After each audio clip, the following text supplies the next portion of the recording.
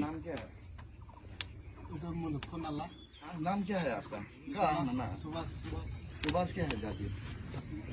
सुभाष चकमा। Video में बोलो तो क्या नाम है ब्रश? सुभाष। सुभाष चकमा नाम है ना। आप लोगों को कौन बैठा है यहाँ में? इसका पति तो घर में गया था। इसका पति घर में गया था। कौन है इसका पति? वो भी सकमा है। सकमा है। मालिक कौन है यहाँ? हाँ, में बिठाने वाला कौन है? मालिक तो अजोंग गमरे। गमरे। अजोंग गमरे। कहाँ का है? बिस्मिल। जिसमें अजोंग गमरे ना। तो गमरे का है ना।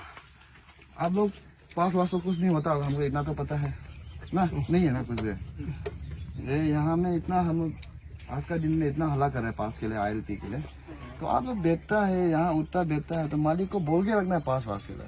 आप लोग ये सब तो रेडी रखना है ना कि हम बिजली जगह बेचते हैं। अभी हम लोग इंस्पेक्शन कर रहे हैं पास के लिए। ILP चेक हो रहा है यहाँ में हर जगह। हम 2-3 जगह जा चुका है, अभी यहाँ में पहुंचा है। यहाँ कितना होगा टोटल आदमी? मैं तो अभी तो हमें तो सारा